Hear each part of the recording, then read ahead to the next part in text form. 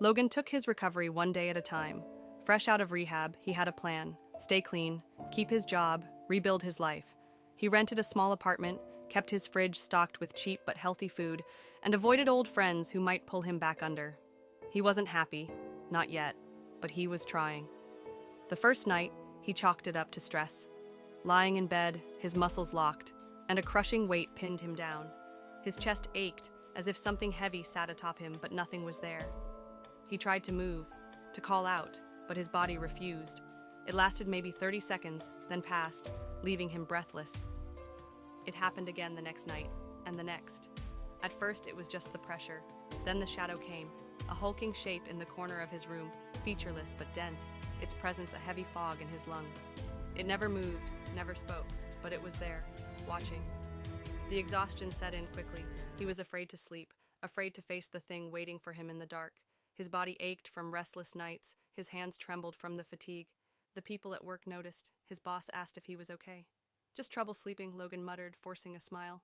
He didn't mention the entity, didn't say that sometimes he felt its presence even when he was awake, standing behind him in the bathroom mirror, lurking in the alley outside the store where he worked. By the second week, he started making mistakes, dropping things, zoning out mid-shift. He burned himself making coffee one morning, barely flinched. The exhaustion numbed everything. That was when the old thoughts crept back in. You know what would help? Just a little.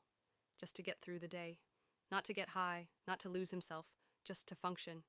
He knew guys who could hook him up, knew exactly where to go. He fought it, kept his hands busy, went to meetings, forced himself to eat. But the entity stayed. The sleeplessness dragged him down, and the temptation clawed its way deeper. One night, staring at his reflection in the bathroom mirror, he saw the truth. He looked like a ghost, hollow cheeks, bloodshot eyes, a shell of himself.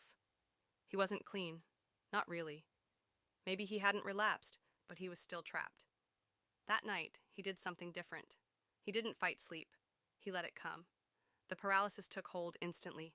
The weight crushed him, the shadow loomed.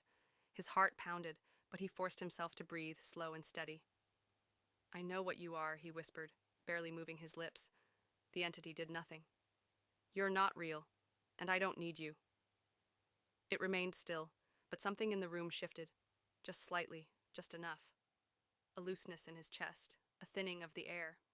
Logan exhaled. The next night, it returned, but it was smaller, lighter. By the end of the month, it was gone. He still fought the cravings. Some days were harder than others. But as the mornings came without the weight on his chest, he found a new kind of strength, one built not just on resisting the drugs, but on surviving himself. And for now, that was enough.